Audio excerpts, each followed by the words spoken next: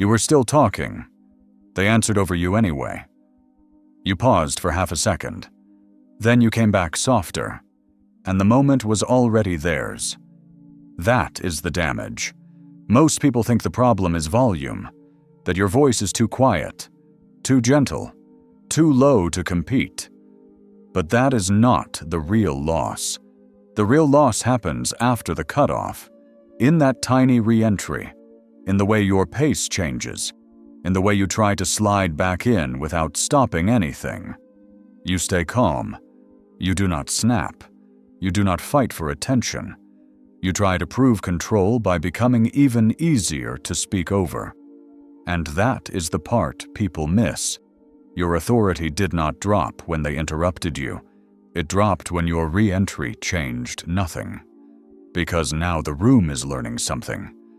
It is learning that your sentence can be crossed, that your rhythm can be altered, that your calm does not force a reset. Epictetus would say, "Control starts with yourself." True. But in social moments, people do not hear your inner control. They read what your behavior allows. So when someone cuts across you with more force and you come back with less, your voice starts getting read the wrong way. Not as calm, not as grounded, not as precise, as optional. And the question is no longer whether your voice is naturally quiet. The real question is this: after the cutoff, does your calm still have weight? That half second is the split, not the interruption itself, the freeze right after it. They cut across your sentence, your throat tightens, your eyes stay forward. There is a tiny rush in your body to keep the moment smooth. You feel two instincts at once. One wants to hold your line, the other wants to avoid friction. So you do what many calm people do. You give a polite pause, a small nod, a softer, "Yeah, just quickly." A version of your point that already sounds reduced. That is where calm becomes permission. Because the room is not only reacting to their interruption, it is reacting to what you do next. Do you make the cutoff expensive, or do you make it easy to continue? That half second answers the question. You do not need to become louder than them. You do not need to become aggressive. But if your re-entry carries less weight than their interruption, the room follows momentum, not intention. And momentum is brutal. It does not care that you were right. It does not care that you stayed composed. It only cares who still sounds like they own the floor. That is where position slips. And once this happens a few times, it stops being a random moment. It becomes your pattern. Someone cuts you off. You wait for an opening. You return softer. They keep going longer next time. Different setting. Same read. You start making a point. A friend talks over the end of it. You smile and let them finish. Later, someone else does it faster. Or you are explaining something important. A stronger voice jumps in early. You try to sound extra measured. Now your words arrive like an add-on instead of the main point. Or you speak, they overlap, and you re-enter with a half laugh. As if you are asking for your own sentence back. The room feels that immediately, not because people are carefully analyzing you, because social groups follow visible control. They follow pace, timing, who made the interruption stick. This is why soft re-entry becomes dangerous, not once, repeatedly. Because repetition teaches people where the line really is.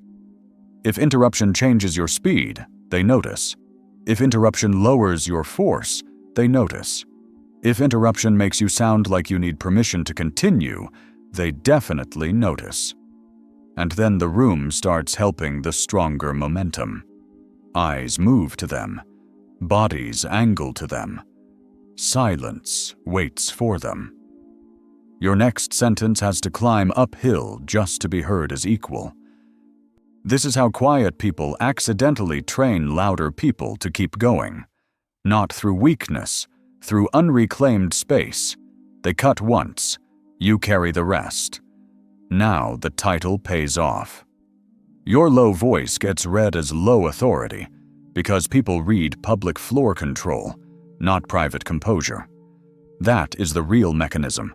Inside, you may be completely steady. No panic, no anger, no insecurity. But outside, the room sees something else. It sees one person interrupt, and another person adjust. It sees one rhythm stay intact, and another rhythm bend.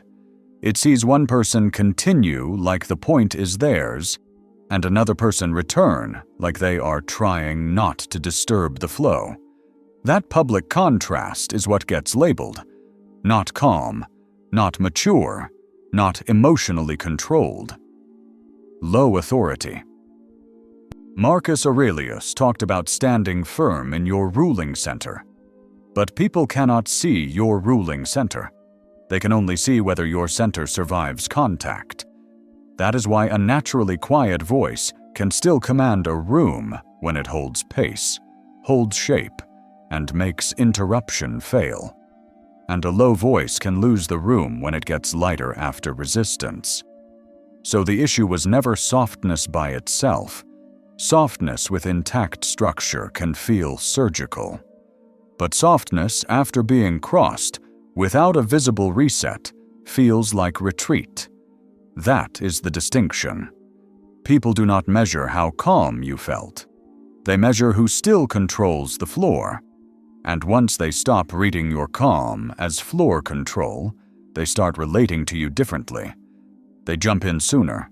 They finish your thought. They explain back to you what you were already saying. They treat your openings like negotiable space, not always consciously, often automatically. Because social authority is not declared, it is inferred. And the fastest way to lower it is to look undisturbed while constantly yielding position. A calm voice is powerful only when it can still stop the room. So why do people shrink right after interruption? Usually for 3 reasons. First, they hate friction. The cutoff happens, and instantly they feel pressure to repair the atmosphere. Not the position, the atmosphere. They want the moment to stay smooth. They do not want to look sensitive. They do not want the other person to feel challenged. So they soften. Second, they confuse composure with reduction. They think, if I stay extra gentle here, I'll look stronger. But gentler is not always stronger. Sometimes gentler is just smaller. And in live interaction, smaller gets read fast. Third, they carry a false belief that visible boundary equals aggression. So instead of resetting the moment, they disappear inside politeness. They shorten the sentence. They add a smile. They lower the energy. They make themselves easier to absorb. That is the invisible loss. You are trying to prove you are not rattled, but the proof you choose makes your place weaker. Seneca warned against becoming a servant to impulse. Yes, but there is another trap here. You are not serving anger. You are serving discomfort. The discomfort of stopping the moment. The discomfort of making the interruption visible. The discomfort of letting a little silence hang there while you take your space back. So you escape into gentleness. That feels noble. But sometimes it is just avoidance in a clean outfit. That is the uncomfortable truth. The correction is not speak louder. It is this.